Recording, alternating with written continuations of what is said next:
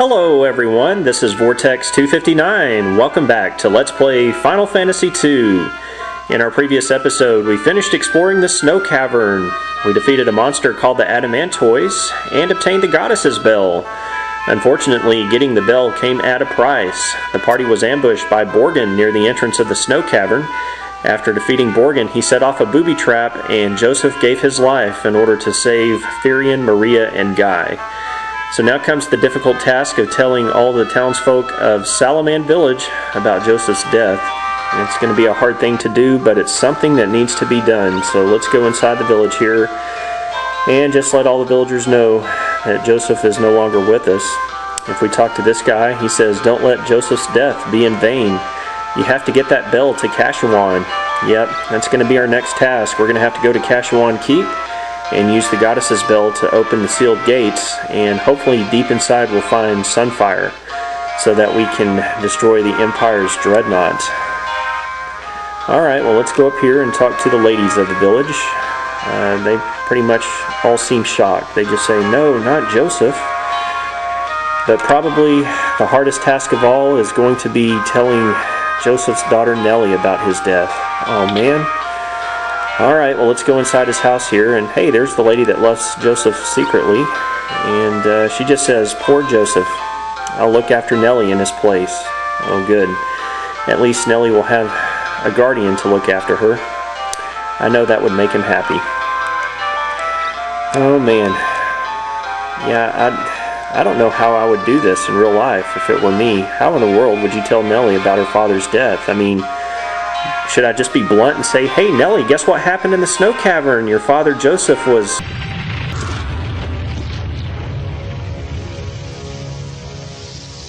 No, I can't do that. That wouldn't be very tactful at all. Well, I have no idea how Therion does it. I'm sure he breaks it to her gently. And here he is telling her about it, and she just says, "Daddy isn't coming back, is he?" Very sad.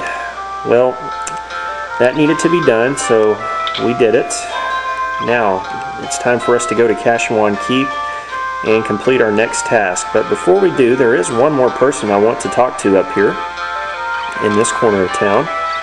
He has an interesting fact for us. He says, "I hear there's a weird bird-like creature called a chocobo living in the forest south of Kashuan Keep." That's right, folks. The chocobo is going to make its first appearance in Final Fantasy II, and we're going to find it in the forest south of Kashuan Keep, as you'll see later. So keep that in mind, everyone. Alright, well, before we go down to Kashuan, there is a couple of things I need to take care of. I am going to make a quick pit stop back in the village of Altair. I need to purchase a mithril helmet and a pair of mithril gloves in preparation for my trip through Kashuan Keep.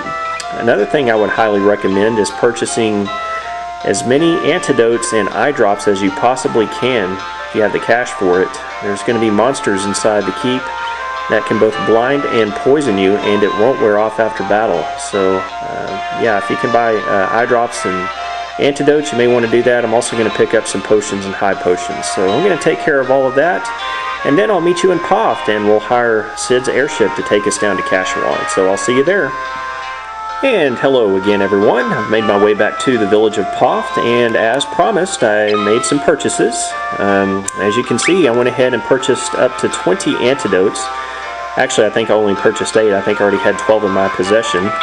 And I've now got 20 eye drops as well. So that may be a little overboard, but better safe than sorry is my motto, especially with the monsters we're going to meet down there. It's going to be a long trek through there. So I do have 20 of each of those. Went ahead and used the guild to purchase 10 high potions, and now I have up to 50 potions there too. So I should be fairly well prepared for the trek through the keep. And oh yes, I went ahead and purchased one mithril helm and one pair of mithril gloves, and you'll see why I need those here very soon. Okay, well let's go over here to the pub and talk to our good friend Sid. Actually, we're going to talk to his underling and pay him a little bit of gil. So let's go through all this rigmarole here and fork over 400 gil for a ride down to Kashuan Keep. Now if you don't want to pay 400 gil, it's going to be a long walk down to Kashuan from here at Bafsk. So I would recommend just grinding for the little bit of gil. It's definitely worth it. Alright, so I've paid my 400 gil, so I'm just going to step out of town here. And I'm going to step on the airship. And we're going to ride to the southeast of Bafsk there. And we're going to go down to Kashuan. There it is. There's Kashuan Keep.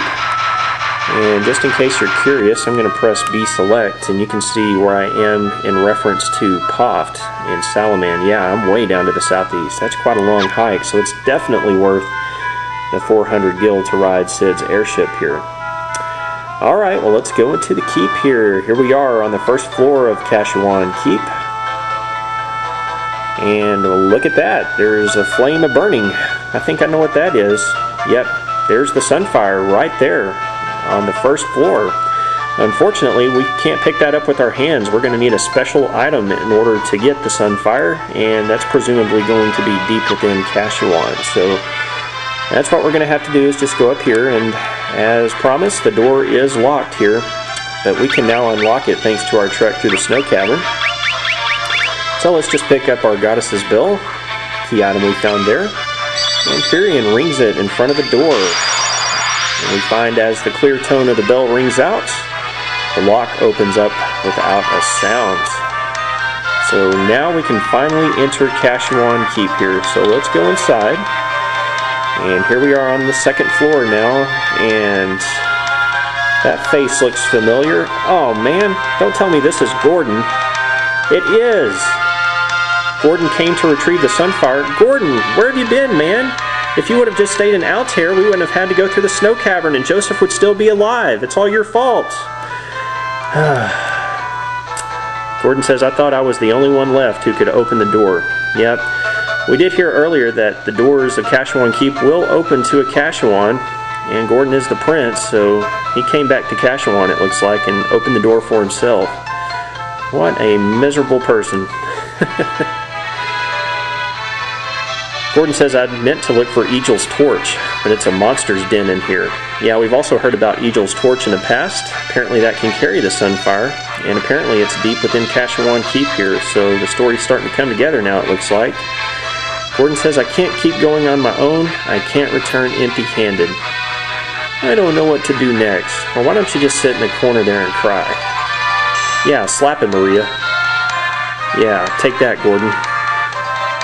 Maria says, you know your way around the keep, right? Do you think you could help us find our way through? Do we really want this guy in our party? Gordon says, I'm sorry, I'm pretty worthless. The keep is riddled with secrets. I wouldn't know my way around here any better than you. Gordon, you grew up here in Kashuan Keep. You spent your entire life here and you don't know your way around? Utterly useless, man. But I do want to fight. Will you let me come with you? Firion's going to have to think about that one, I guess. Alright, well it looks like Firion is going to let Gordon join. I don't know if I would, personally. But anyway, Gordon joins the party. So now we have a fourth party member again. Now you'll know why I purchased all that extra equipment, because we've got Gordon in our party now. He's currently equipped with a spear, and I'm going to replace his bronze shield with a mithril spear I already have in my possession. That will take his attack up to 36. And now I can equip his head with the mithril helm. That's why I purchased that, and I'm going to put the mithril gloves on his hands to replace his bronze gloves. And I'm going to replace his bronze armor with the silver cuirass I found in the snow cavern. Alright, well let's just take Gordon with us, drag him along, and go find Egil's torch. So let's start through the maze of Kashuan Keep. We're back on the first floor now. We've got a treasure chest. Down to the south we can open. And here it is. Inside this chest, we are going to find a cure tome inside.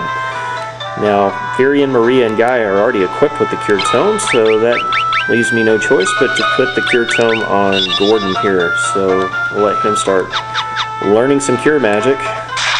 And Gordon's spear leveled up to level 2 after that fight.